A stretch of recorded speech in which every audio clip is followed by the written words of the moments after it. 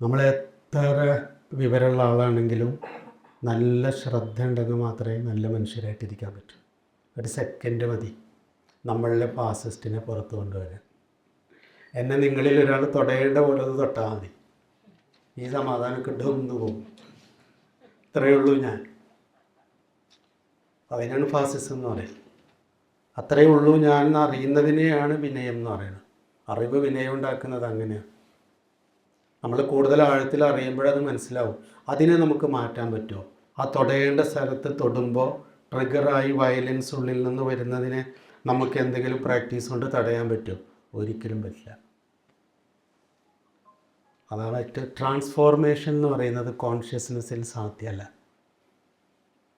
നമ്മളെങ്ങനെയാണോ അങ്ങനെ തന്നെ ആയിരിക്കും ചാകുന്നവരെ സ്വഭാവം. അടിസ്ഥാന സ്വഭാവം മാറില്ല. എനിക്കത് മനസ്സിലായത് ഞാൻ പലയിടത്തും പറഞ്ഞിട്ടുണ്ട്. ഞാൻ 20 വർഷത്തിന് ശേഷം എൻ്റെ ഉമ്മയുടെ കൂടെ കുറച്ച് ദിവസം ഹോസ്പിറ്റലിൽ ഉമ്മയുടെ കൂടെ ആയുർവേദ ആശുപത്രിയിൽ താമസിച്ചപ്പോൾ ആദ്യത്തെ 2 ദിവസം ഉമ്മാക്ക് ഒരു പേടിയായിരുന്നു എന്നോട് റിലേറ്റ് ചെയ്യാൻ. കാരണം ഞാനൊരു സംഭവമാണെന്ന് മുമ്പ് വിചാരിച്ചിട്ടുള്ളൂ. കാരണം എൻ്റെ കുറേ സുഹൃത്തുക്കൾ ഉമ്മാനെ കാണാൻ പോകും. അപ്പം നാട്ടിൽ തന്നെയുള്ള വളരെ പ്രസിദ്ധരായിട്ടുള്ള ആളുകളൊക്കെ ഉമ്മാനെ കാണുമ്പോൾ ഷൗക്കത്തിൻ്റെ ഉമ്മയാണ്, ഒന്ന് കാണാൻ വന്നതാണെന്നൊക്കെ. അപ്പോൾ ഉമ്മ വിചാരിച്ചിട്ടുള്ളത് ഞാൻ ഏതോ ഒരു സംഭവമാണ്, പുസ്തകമൊക്കെ എഴുതുന്ന ഒരു ഗുരുവിൻ്റെ കൂടെ ജീവിച്ച ആളാണ്, അപ്പോൾ ഷൗക്കത്തിൻ്റെ ഉമ്മയാവാൻ കഴിഞ്ഞത് അനുഗ്രഹമാണെന്നൊക്കെ ഉമ്മാട് പറഞ്ഞിരിക്കുക. ഉമ്മാക്കതൊന്നും ഫീൽ ചെയ്യുന്നു. ഉമ്മാക്ക് ഞാൻ മോനല്ലേ. അപ്പോൾ ഉമ്മാക്ക് ഇനിയിപ്പോൾ ഇവനോട് ഞാൻ എങ്ങനെയാണിപ്പോൾ മകനോട് പെരുമാറുന്ന പോലെ പെരുമാറാൻ പറ്റുമോ? അപ്പോൾ ഉമ്മ ആദ്യത്തെ 2 ദിവസം കുറച്ച് കഷ്ടപ്പെട്ടു. 3-ാമത്തെ ദിവസം ഉമ്മ അങ്ങ് നോർമലായി. അപ്പോൾ ഉമ്മ പറഞ്ഞു, ഹാവ് സമാധാനമായി. ചോദിച്ചാൽ എന്തോ ഉമ്മ? അല്ല, ഞാനിങ്ങനെ ആൾക്കാർ പറയുന്നത് കേട്ടിട്ടും ആലോചിച്ചിട്ടൊക്കെ നീ എന്തൊക്കെയോ ആയിട്ടുണ്ടെന്നാണ് വിചാരിച്ചിരുന്നത്. പക്ഷെ 2 ദിവസം നിൻ്റെ കൂടെ താമസിച്ചപ്പോഴാണ് മനസ്സിലായത് നീ ആ പഴയ ഷൗക്കത്ത് തന്നെ, ഒരു മാറ്റമില്ല. പണ്ട് നിനക്ക് എന്തൊക്കെ പറയുമ്പോഴാണോ ദേഷ്യം പിടിച്ചിരുന്നത്, അതിനൊക്കെ നീ 2 ദിവസം എൻ്റെ കൂടെ എന്നോട് ദേഷ്യം പിടിച്ചിട്ടുണ്ട്. അപ്പം നിനക്കൊരു മാറ്റം ഉണ്ടായിട്ടില്ലേ? ഞാൻ കരുതിയിരുന്നത് എനിക്കൊരുപാട് മാറ്റം ഉണ്ടായിട്ടുണ്ടെന്നാണ്. പക്ഷെ ഉമ്മയും ഞാനും തമ്മിൽ റിലേറ്റ് ചെയ്യുമ്പോൾ പ്രത്യേകത എന്താണെന്ന് വെച്ച് കഴിഞ്ഞാൽ ഉമ്മ വളരെ നാച്ചുറലായിട്ടാണ് എന്നോട് പെരുമാറുക. പക്ഷെ എന്നിപ്പോൾ പരിചയമുള്ളവരൊന്നും നാച്ചുറലായിട്ടല്ല പെരുമാറുക. എന്നെ തൊടില്ലല്ലോ. എന്നോട് വളരെ റെസ്പെക്റ്റോടും സ്നേഹത്തോടും കൂടി സംസാരിക്കും. എനിക്ക് എന്നെ അറിയാൻ പറ്റില്ല. പണ്ട് നിത്യ പറഞ്ഞ ഒരു മനോഹരമായിട്ടുള്ള ഒരു വാക്കുണ്ട്, എനിക്ക് ഭയങ്കര ഇഷ്ടപ്പെട്ടൊരു സെൻറ്റൻസാണ്. നിങ്ങൾ ആരാണെന്ന് പറയേണ്ടത് നിങ്ങളുടെ ചിന്തകളല്ല, നിങ്ങളോട് ദിവസവും ഇടപഴകുന്ന ആളുകളാണ്. ഞാൻ ആരാണെന്ന് പറയട്ടെ. ഷൗക്കത്ത് ഞാൻ ആരാണെന്ന് പക്ഷെ ഞാൻ വിചാരിക്കുന്നത് എൻ്റെ അറിവും എൻ്റെ ചിന്തകളുമാണ് ഞാൻ എന്നാണ്. ഞാനിപ്പോൾ പഴയ പോലെ ഒന്നല്ലേ. ഞാൻ മതവും ജാതിയും ദേശമൊക്കെ വിട്ട് ഞാൻ സർവതന്ത്ര സ്വതന്ത്രനായ ഒരാളാണെന്ന് പറയുമ്പോൾ തന്നെ ഞാൻ എന്തോ സംതിങ് സ്പെഷ്യലായിട്ടുള്ള വളരെ വിശാലതയുള്ള ഒരാളാണെന്നാണ് ഞാൻ എന്നെ കുറിച്ച് വിചാരിച്ചിരിക്കുന്നത്. അതല്ലാന്ന് എനിക്ക് മനസ്സിലാവുന്നത് ഉമ്മയുടെ അടുത്ത് 2 ദിവസം താമസിക്കുമ്പോഴാണ്. ഒരു വിശാലത അവിടെ ഉണ്ടായിട്ടില്ല. നമ്മൾ ശ്രദ്ധിച്ചാലറിയാം, നമ്മുടെ തലച്ചോറിൻ്റെ നമ്മളുടെ നാച്ചുറലായിട്ടുള്ള ഫങ്ഷനിങ്ങിൻ്റെ മുകളിൽ കാര്യമായി ഇടപെടാൻ നമുക്ക് കഴിഞ്ഞിട്ടില്ല. നമ്മൾ പലപ്പോഴും നിസ്സഹായരാണ് അവിടെ. ഞാൻ ഈ റെസ്പെക്റ്റ് എന്നുള്ള വാക്ക് ഞാൻ എല്ലായിടത്തും പോയി പറയാറുള്ളൊരു കാര്യമാണ്. ഞാൻ കുട്ടികളെ കുറിച്ച് പുസ്തകം എഴുതാൻ പ്രധാനമായിട്ട് നമുക്ക് നമ്മളെ മനസ്സിലാക്കാൻ, നമ്മൾ ആരാണ്, നമ്മൾ മനുഷ്യൻ, നമ്മൾ ഇത്രയും നമ്മളിരിക്കുന്ന എല്ലാവരും അത്യാവശ്യം പുസ്തകം വായിക്കുന്നവരാണ് ഇവിടെ വന്നിരിക്കുക. എന്തായാലും ഇന്ന് അത്യാവശ്യം എല്ലാ പുസ്തകങ്ങളും വായിക്കുക, നന്നായി ചിന്തിക്കുകയും കഴിയുന്നത്ര പൗരബോധത്തോടെ ജീവിക്കണമെന്ന് ആത്മാർത്ഥമായിട്ട് ആഗ്രഹിക്കുകയും ചെയ്യുന്നവരാണ്. പൗരരായിട്ട് ജീവിക്കുന്നവരൊന്നുമല്ല. പൗരരായിട്ട് ജീവിക്കാൻ എളുപ്പമല്ല. നമ്മളൊരു പൗരനെ വെച്ചിട്ടുള്ള നിർവചനം അനുസരിച്ച് നോക്കുകയാണെങ്കിൽ 1 മണിക്കൂർ 2 മണിക്കൂറൊക്കെ പൗരന്മാരായിട്ടിരിക്കാൻ പറ്റും. പക്ഷെ കുറച്ച് കഴിഞ്ഞാൽ ബ്രെയിൻ ക്ഷീണിക്കും. കാരണം നമ്മുടെ തലച്ചോറിന് ഹൈറാർക്കിയുടെ ഇതിലേ ജീവിക്കാൻ പറ്റും. ആരെങ്കിലും ഒരാളെങ്കിലും മുകളിൽ വേണം, ഒരു 2 ആളെങ്കിലും താഴെ വേണം, എങ്കിലേ ജീവിക്കുന്നു എന്ന് ഫീൽ ചെയ്യും. അതുകൊണ്ട് നമ്മളെ അനുസരിക്കുന്ന, അടിമയെ പോലെ ഇരിക്കുന്ന, നമ്മളെ കേട്ടുകൊണ്ടിരിക്കുന്ന 1-2 ആൾക്കാർ ചുറ്റുണ്ടെങ്കിൽ ഒരു സുഖമാണ്. അവരും കൂടി നമ്മൾ ചോദ്യം ചെയ്യാൻ തുടങ്ങിയാൽ നമ്മൾ തകർന്നു പോകും. പിന്നെ നമ്മളുടെ റിയൽ ക്യാരക്ടർ തലച്ചോറ് പുറത്ത് എടുക്കാൻ പറ്റില്ല. അപ്പം ഇത് എനിക്ക് മനസ്സിലായത് ഒരു വലിയ എന്താ പറയുക, നമ്മൾ യുറേക്ക എന്നൊക്കെ വിളിച്ചു പറഞ്ഞിരുന്ന പോലെ എന്നെക്കുറിച്ച് എനിക്കൊരു ആഴത്തിലൊരു ധാരണ ഉണ്ടായ ഒരു ദിവസമുണ്ട്. ഞാൻ ഈ കുഞ്ഞുങ്ങൾക്ക് അവരുടേതായ സ്വപ്നങ്ങളുണ്ട് എന്നുള്ള പുസ്തകം എഴുതാൻ തീരുമാനിച്ചപ്പോൾ കണ്ടുമുട്ടിയ കുട്ടികളാണ് എനിക്ക് ആ വെളിച്ചം തന്നത്. ഞാൻ എവിടെയാണ് നിൽക്കുന്നത് ഇപ്പോൾ? ഒരു ജാതി ഒരു മതം ഒരു ദൈവം മനുഷ്യന് പല മതസാരവും ഏകം. പിന്നെ ലോകത്തുള്ള എല്ലാ പുസ്തകങ്ങളും, പ്രത്യേകിച്ച് ദാർശനികമായിട്ടുള്ള പുസ്തകങ്ങളൊക്കെ പരമാവധി വായിക്കുകയും കുറേ പുസ്തകങ്ങളെക്കുറിച്ച് പുസ്തകം എഴുതൊക്കെ ചെയ്ത് അത്യാവശ്യം കുഴപ്പമില്ലാത്തൊരു വ്യക്തിയായിട്ടാണ് നമ്മൾ ജീവിക്കുന്നത്. അപ്പോൾ നമ്മളൊരു അത്യാവശ്യം കുഴപ്പമില്ലാത്തൊരു മനുഷ്യനാണ്. ഇപ്പം മതം പറയുന്ന, ജാതി പറയുന്ന, രാഷ്ട്രീയം, കക്ഷി രാഷ്ട്രീയം പറയുന്ന, വയലൻസ് പറയുന്ന മനുഷ്യരോടൊക്കെ നമുക്ക് എന്തൊരു കഷ്ടമാണ്. ഇവരൊക്കെ എന്നാണ് ഇനി നന്നാവുക എന്നാണ് നമ്മളൊക്കെ ചോദിക്കുന്നത്. നമ്മളുടെ അടിസ്ഥാനപരമായ പ്രശ്നം നമ്മളല്ല, ലോകമാണ്, ലോകരാണ്. അവരൊക്കെ അവരും കൂടി ഒന്ന് നന്നായാൽ ഈ ലോകം നന്നായി എന്നാണ് ഇതെല്ലാവരും പറയണതാണ്. അതാണ് ഇതിൻ്റെ തമാശ. പക്ഷേ ഇനി ഈ അവരാരാണെന്നാണ് ഇനി കണ്ടെത്തേണ്ടത്. ആ അവരിൽ നമ്മളൊന്നും പെടില്ല. ഞാനൊരു വീട്ടിൽ ചെന്നിട്ട്, അപ്പോൾ കുട്ടികളെക്കുറിച്ചാണ് പുസ്തകം. ഇപ്പം ഞാൻ ഈ കുഞ്ഞുങ്ങളെക്കുറിച്ച് മനഃശാസ്ത്രജ്ഞന്മാരും മുതിർന്നവരെഴുതിയ പഠനങ്ങളിലേക്ക് പോയേയില്ല. കുട്ടികളെക്കുറിച്ച് മുതിർന്നവർ ഒരുപാട് എഴുതിയിട്ടുണ്ട്. അതിലേക്കൊന്നും ഇതിൻ്റെ തല കൊടുത്തില്ല. അതൊക്കെ മാറ്റി വെച്ച കുട്ടികളോട് നേരിട്ട് ചോദിക്കാൻ. അപ്പം കുട്ടികളോട് പോയിട്ട് ചോദിച്ചത്, ഞങ്ങൾ മുതിർന്നവരുടെ പ്രശ്നങ്ങൾ എന്തൊക്കെയാണ്? ഞങ്ങളെപ്പോഴും നിങ്ങളുടെ പ്രശ്നങ്ങളാണ് പറഞ്ഞുകൊണ്ടിരിക്കുന്നത്. നമ്മൾ ഈ പ്രായമായി വരുമ്പോഴുള്ള ഒരു കുഴപ്പം, പ്രായമായി വരുന്നു എന്നതുകൊണ്ട് ഞാൻ പക്വതയുള്ള ആളായി വരുന്നു എന്ന് തെറ്റിദ്ധരിക്കുന്നവരാണ് നമ്മൾ.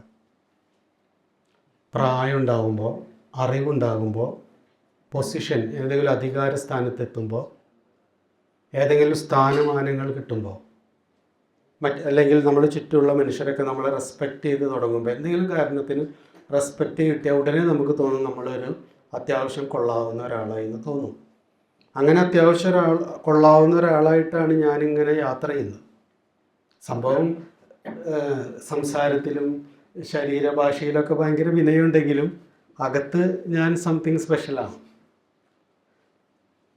അപ്പോൾ ഒരു വീട്ടിൽ ചെന്ന് ഒരു 100ഓളം കുട്ടികളെ ഞാൻ ഇൻ്റർവ്യൂ ചെയ്തു, കേരളത്തിലുള്ള. അതിലൊരു 100% കുട്ടികളും ആദ്യം പറഞ്ഞത്, ആ തന്തയോടും തള്ളയോടൊന്ന് ശബ്ദം കുറച്ച് സംസാരിക്കാൻ പറ്റുമെന്ന് ചോദിക്കും. ഈ തന്തയും തള്ളയും ആരാ? എന്തിനാണ് ഈ നിലവിളിക്കുന്നത്? ഒന്ന് ശബ്ദം കുറച്ച് സംസാരിച്ചൂടെ? ഞാനീ സംസാരിച്ച കുട്ടികളുടെ മാതാപിതാക്കളെല്ലാം പൗരന്മാരാണ്.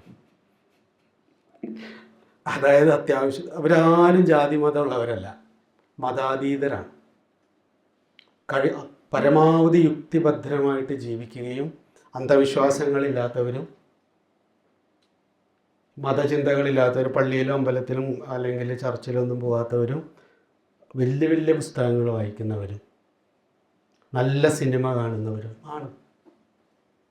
അപ്പം അത്യാവശ്യം കൊള്ളാവുന്നവരായി ജീവിക്കുന്നവരുടെ മക്കളോട് ചോദിക്കുമ്പോൾ മക്കൾ വളരെ വിഷമത്തിൽ പറയുകയാണ്, ആ അച്ഛനോടും അമ്മയോടും ഒന്ന് ഷൗക്കത്ത് മാമ പ്ലീസ് ഒന്ന് കാര്യം പറഞ്ഞോട്ടെ, എന്തിനാണ് ഇങ്ങനെ നിലവിളിക്കുന്നത്?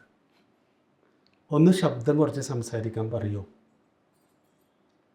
എന്തുകൊണ്ടാണ് നമുക്ക് ശബ്ദം കുറയ്ക്കാൻ പറ്റാത്തത്? ആരാണ് നിലവിളിച്ചിരുന്നത്? പണ്ട് അടിമകളെ അനുസരിപ്പിക്കാൻ വേണ്ടി ഉടമകളാണ് ചാട്ടവാറോട് അടിച്ച് ഉറക്കട്ടഹസിച്ചിരുന്നത്. അടിമകളോടാണ്. നമുക്ക് നമ്മളുടെ ഒപ്പത്തിനൊപ്പവും നമുക്ക് മുകളിലെന്നും തോന്നുന്ന ആരോടും നമ്മൾ നിലവിളിച്ചിട്ടില്ല. ഞാൻ ഒരു കുട്ടിയുടെ, ഒരു 8 വയസ്സോ 9 വയസ്സോ ഉള്ള ഒരു കുട്ടിയുടെ ഒരു വീഡിയോ കണ്ടിരുന്നു. നിങ്ങളൊക്കെ കണ്ടിട്ടുണ്ടായിരിക്കും. ആ മുതിർന്നവരെ കുറിച്ചിട്ടുള്ള അവൻ്റെ ഒരു വീഡിയോ ആണ്. ഞാനതും കൂടി ഇടയിൽ പറയാം. അവൻ പറയണം, ഈ വലിയ ആളുകളെ കൊണ്ട് ഞാൻ തോറ്റുപോയി. ഇപ്പം ഞാൻ എൻ്റെ വീട്ടിൽ എൻ്റെ കൈ തട്ടിയിട്ട് ഒരു ഗ്ലാസ് വീണ് പൊട്ടി. ഉടനെ അമ്മ ഉണ്ടല്ലോ, ഞാൻ എന്തോ ഒരു വലിയ പാതകം ചെയ്തതുപോലെയാണ് നില വിളിച്ചിട്ട്, അല്ലെങ്കിൽ നീ ഇങ്ങനെ നശിച്ചു പോവുകയുള്ളൂ, എത്ര വില കൂടിയ ഗ്ലാസ്സാണ് നീ കൈ തട്ടി പൊട്ടിച്ചതെന്ന് പറഞ്ഞിട്ട് എന്നെ ഭയങ്കരമായിട്ട് അങ്ങ് ചീത്ത വിളിച്ചു. ഞാനാകെ തകർന്നു പോയി. അപ്പോൾ ഞാൻ ആലോചിച്ചു, അമ്മയുടെ കൈ തട്ടിയിട്ടാണ് ആ ഗ്ലാസ് വീണതെങ്കിൽ അമ്മ എന്താ പറയുക? അപ്പം എൻ്റെ കൈ തട്ടി വീണപ്പോൾ എന്നോട് ഇങ്ങനെ നിലവിളിച്ചു. അതേ ഗ്ലാസ് അമ്മയുടെ കൈ തട്ടി വീണാൽ അമ്മ പറയേ ശയ്യോ ഇനിയിപ്പോൾ എന്താ ചെയ്യുക, സാരില്ല എന്ന് പറഞ്ഞിട്ട് മെല്ലെ അത് വാരിയെടുക്കും. അടുത്തതാണ് എനിക്ക് ഏറ്റവും ഇഷ്ടപ്പെട്ടത്. വീട്ടിലൊരു ഗസ്റ്റ് വന്നു എന്ന് കരുതാം. ആ ഗസ്റ്റിൻ്റെ കൈ തട്ടിയിട്ടാണ് ആ ഗ്ലാസ് വീണ് പൊട്ടിയെങ്കിൽ അമ്മ പറയും, അയ്യോ സാരമില്ല, വിഷമിക്കണ്ട, അതിന് 100 രൂപയുള്ളൂ, 100 രൂപ കൊടുത്ത് വാങ്ങിക്കാൻ കിട്ടുന്നതാണ്, നിങ്ങൾ ഒന്നും കുഴപ്പമില്ല, അതിപ്പോൾ ഗ്ലാസ് ആയ പിന്നെ പൊട്ടില്ലേ, ഗ്ലാസ് ആയ പിന്നെ പൊട്ടില്ലേ, അപ്പോൾ അതിപ്പോൾ ഇത്ര കൈ തട്ടിയാൽ പൊട്ടും, അത് നമ്മളിപ്പോൾ നിങ്ങളവിടെ ഇരുന്നോളൂ, ഒന്നും നിങ്ങൾ എടുക്കണ്ട. കാരണം ആൾ വളരെ അസ്വസ്ഥനായിട്ടായിരിക്കും ഇരിക്കുന്നുണ്ടാവുക. അതിഥി അസ്വസ്ഥനാണ്, തൻ്റെ കൈ തട്ടി ഗ്ലാസ് പൊട്ടി, എനിക്കൊരു തെറ്റ് പറ്റിയിരിക്കുന്നു. ഉടനെ അമ്മ അവരെ ആശ്വസിപ്പിക്കും, അതിഥിയെ ആശ്വസിപ്പിക്കും. സാരമില്ല, അത് പൊട്ടിപ്പോയി, ഒരു 100 രൂപ കൊടുത്താൽ കിട്ടുന്ന ഗ്ലാസ്സാണ്, അതിപ്പോൾ കാര്യമാക്കണ്ടെന്ന് പറഞ്ഞാൽ നമ്മളത് കോരി അത് കൊണ്ടുപോയി വെച്ചിട്ട് ഒന്നും സംഭവിക്കാത്തതുപോലെ സംസാരം തുടരും. മറ്റേ കുട്ടി ചോദിക്കുകയാണ്, ഒരു അരമണിക്കൂർ സമയത്തേക്ക് വീട്ടിലേക്ക് വന്നു പോകുന്ന ആ അതിഥിയോട് ഇത്രയും മര്യാദക്ക് അമ്മ പെരുമാറും, അമ്മയോടും അമ്മ മര്യാദക്ക് പെരുമാറും, ഒരു ജീവിതകാലം മുഴുവൻ ഒന്നിച്ച് കഴിയേണ്ട കുട്ടിയായ എന്നോട് മാത്രം എന്തിനാണ് ഇങ്ങനെ നിലവിളിച്ചത്? ഈ ചോദ്യം നമ്മൾ വെറുതെ കണ്ണടച്ച് നമ്മുടെ ജീവിതത്തിലേക്ക്, നമ്മൾ പൗരന്മാരായിട്ടിരിക്കുന്ന നമ്മളിലേക്ക് നോക്കുമ്പോൾ നമുക്ക് മനസ്സിലാവും നമ്മളൊക്കെ ഫാസിസ്റ്റുകളാണ്. നമ്മൾ ഫാസിസ്റ്റുകളാവാതെ ഇരിക്കുന്നത് നമുക്കൊപ്പത്തിനൊപ്പവും മുകളിലുള്ളവരോട് മാത്രമാണ്. ബാക്കിയുള്ളവരോടൊക്കെ പെരുമാറുന്ന നമ്മുടെ ബോഡി ലാംഗ്വേജ്, ഇപ്പം നമ്മൾ വീടിൻ്റെ അകത്തേക്ക് ക്യാമറ വെച്ചിട്ട് ഒരു ദിവസം നമ്മൾ വീട്ടിലുള്ളവരോട് പെരുമാറുന്നത് മുഴുവൻ റെക്കോർഡ് ചെയ്താൽ മതി, നമ്മൾ എവിടെ ഇരിക്കുന്നു എന്ന് മനസ്സിലാവും. പുറത്ത് പോയിട്ട് ഇപ്പോൾ ഇവിടെ ഇരിക്കുമ്പോഴല്ല. അതിൽ ഞാനൊരു വീട്ടിൽ ചെന്നിട്ട് ഞാനത് പറയാനാണ് വന്നത്. ഇങ്ങനെ കുറേ കാര്യങ്ങൾ പറഞ്ഞു. കുട്ടികൾ അച്ഛനമ്മമാരോട് കുറച്ച് സമയം തരാൻ പറയും. നമ്മൾ കുട്ടികളെ അപ്രീഷിയേറ്റ് ചെയ്യണമെന്ന് പറയും എല്ലാവരും പറയുന്നു. കുഞ്ഞുങ്ങളെ എന്താണ് അപ്രീഷിയേറ്റ് ചെയ്യുക എന്ന് പറഞ്ഞാൽ, ഒരു വ്യക്തി, അത് കുഞ്ഞാവട്ടെ, ഭാര്യയാവട്ടെ, ഭർത്താവട്ടെ, സുഹൃത്താവട്ടെ, ആരുമാവട്ടെ, അപ്രീഷിയേറ്റ് ചെയ്യുക എന്ന് പറഞ്ഞാൽ പുകഴ്ത്തുക എന്നല്ല അർത്ഥം, സമയം കൊടുക്കുക എന്നാണ് അർത്ഥം. ഏറ്റവും വലിയ ഒരു ജീവന് കൊടുക്കാവുന്ന ഏറ്റവും വലിയ അപ്രീസിയേഷൻ എന്ന് പറയുന്നത് അവർക്ക് വേണ്ടി സമയം കൊടുക്കുക എന്നാണ്. നമുക്ക് തോന്നുമ്പോൾ സമയം കൊടുക്കലല്ല. നമ്മളൊക്കെ മനുഷ്യർക്ക് സമയം കൊടുക്കാറ് നമുക്ക് സമയമുള്ളപ്പോഴാണ്. നമ്മൾ കുട്ടികൾക്കായാലും ഇപ്പം ഞാൻ കുറച്ച് സമയം ഫ്രീയാണ്, വേണമെങ്കിൽ നമുക്ക് സംസാരിക്കാം, ഇങ്ങനെയാണ് നമ്മൾ പറയുക. കുട്ടികളോട് പറയും, സുഹൃത്തുക്കളോട് പറയും, ഭാര്യമാരോടും ഭർത്താവിനോടൊക്കെ പറയും. അതേ ഒരു ഫ്രീ ടൈം ചോദിച്ചതല്ല, ഇപ്പം ഞാൻ എല്ലാം ഒതുക്കിയിട്ടുണ്ട്, അരമണിക്കൂർ വേണമെങ്കിൽ വന്നിരുന്ന് സംസാരിച്ചോ എന്ന് പറയും. അതൊന്നും സ്നേഹമല്ല. അപ്പുറത്തിരിക്കുന്ന ഒരാൾക്ക് നമ്മുടെ ഒരു സമയം ആവശ്യമുണ്ടെന്ന് മനസ്സിലാക്കി നമ്മുടെ എല്ലാ തിരക്കുകളും മാറ്റിവെച്ച് അവർക്ക് സമയം കൊടുക്കാൻ കഴിയുന്നതിനെയാണ് അപ്പോഴാണ് അപ്രീഷിയേറ്റ് ചെയ്യപ്പെടുന്നതായി അപ്പുറത്തിരിക്കുന്ന ആൾക്ക് തോന്നുള്ളൂ, ഫീൽ ചെയ്യുള്ളൂ. ഇപ്പം എന്നോടൊരു കുട്ടി പറഞ്ഞു, അച്ഛനോടൊരു കുറച്ച് സമയം എൻ്റെ കൂടെ ഒന്ന് സ്പെൻഡ് ചെയ്യാൻ പറയാം ഷൗക്കത്ത് മാമ. അപ്പം ഞാൻ പറഞ്ഞു, അപ്പോൾ അച്ഛൻ തൊട്ടപ്പുറത്തിരിപ്പുണ്ട്. ഞാൻ ചോദിച്ചു, നിങ്ങൾ വലിയ ക്ലാസ്സൊക്കെ എടുക്കാൻ പോകുന്ന ആളാണ്, പുസ്തകമൊക്കെ എഴുതിയിട്ടുണ്ട്, എന്നെപ്പോലെ തന്നെ. അപ്പോൾ ആളാ ഷോക്കായിട്ട്, എടാ നിനക്ക് ഞാൻ സമയം തരാമല്ലേ, ഞാൻ നിൻ്റെ കൂടെ സമയം ചിലവഴിക്കാറുണ്ട്. എന്നിട്ട് ഈ മൊബൈൽ തോണ്ടി എടുത്തിരിക്കുകയല്ലേ ചെയ്യുക. നമ്മൾ കുട്ടികൾ മൊബൈൽ തോണ്ടുന്നതിനെ കുറിച്ചാണല്ലോ സ്ഥിരം പറയുന്നത്. അച്ഛാ ഈ സമയം തരാമെന്ന് പറയുന്നത് ഇങ്ങനെ ശരീരം അടുത്തുകൊണ്ടൊന്നും ഇരുത്തുകയെന്നല്ല, കുറച്ച് വർത്താനം പറയണം, എനിക്ക് വേണ്ടി സംസാരിക്കണം. അച്ഛൻ വന്നിരുന്നിട്ട് അച്ഛനക്ക് പറയാനുള്ളതൊക്കെ എന്നോട് പറയും. അച്ഛനക്ക് പറയാനുള്ളത് എന്നോട് പറയല്ലേ, എനിക്ക് പറയാനുള്ളത് അച്ഛനൊന്ന് കേൾക്കണം. അതിന് കേൾക്കുമോ? 2 വാക്ക് പറയുമ്പോഴത്തേനും മൂന്നാമത്തേനും അതിന് കറക്റ്റ് ചെയ്യാൻ തുടങ്ങും. നല്ല ഒരു ലിസണർ ആദ്യം കറക്റ്റ് ചെയ്യില്ല, പറയാനുള്ളത് മുഴുവൻ കേൾക്കുകയുള്ളൂ. എന്തുകൊണ്ടാണ് നമ്മൾ ഇടയിൽ കയറി പറയുന്ന സ്വഭാവത്തിന് പറയുന്ന പേരാണ് ഫാസിസം. നമ്മൾ ശ്രദ്ധിച്ച ആ സമയത്ത് നമുക്ക് എന്തുകൊണ്ടാണ് നമ്മൾ ഇടയിൽ കയറി പറയുന്നതെന്ന് അറിയോ?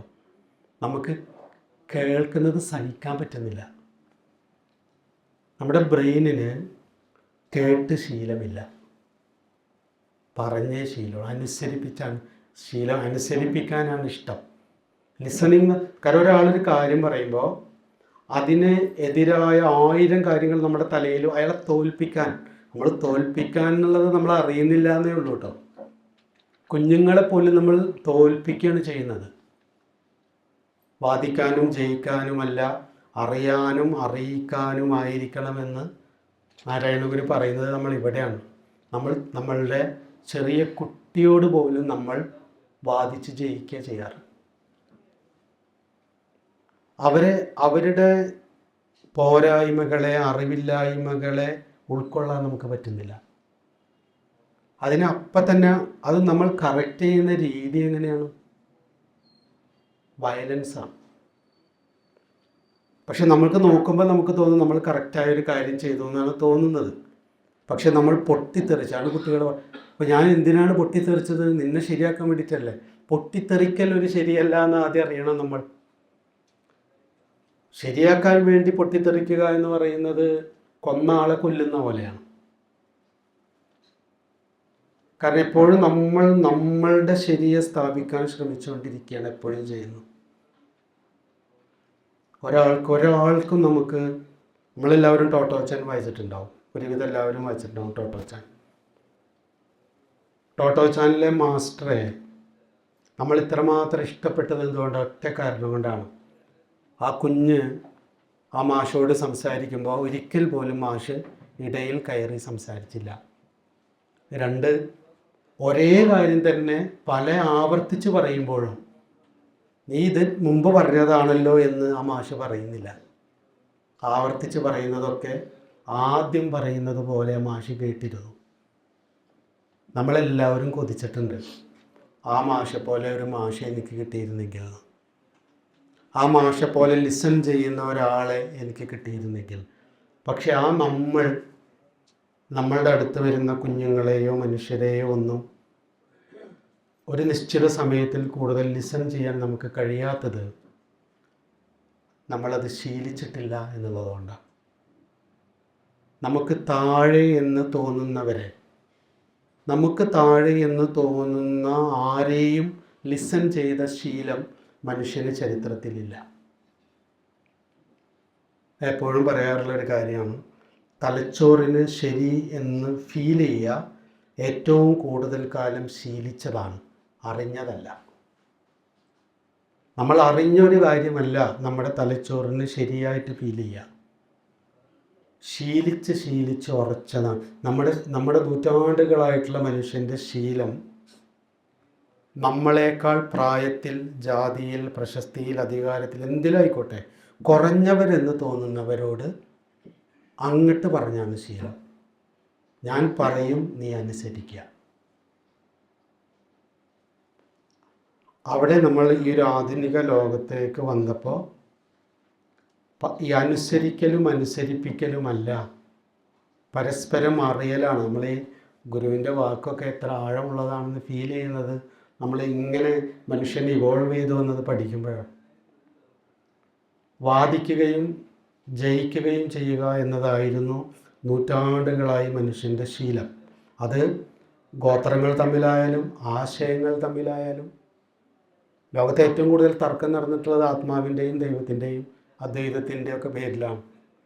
ദർശനങ്ങൾ പണ്ട് തർക്കിച്ച് തോൽപ്പിച്ചിട്ടാണ് പശുക്കളെയും ഒക്കെ ആയിട്ട് ആശ്രമത്തിലേക്ക് പോവുക. തർക്കിച്ച് തോൽപ്പിക്കുക എന്നുള്ളതാണ്. ഇവിടെ വാദിക്കാനും ജയിക്കാനുമല്ല, അറിയാനും അറിയിക്കാനുമാണ് എന്ന ഒരു ദർശനത്തെ ഞാൻ എൻ്റെ ജീവിതത്തിലേക്ക് കൊണ്ടുവന്നാൽ മാത്രമേ തുടക്കത്തിൽ ഞാൻ പറഞ്ഞ ഇദ്ദേഹമായിട്ടുള്ള ഒരു സ്നേഹബന്ധം ഊഷ്മളാവും.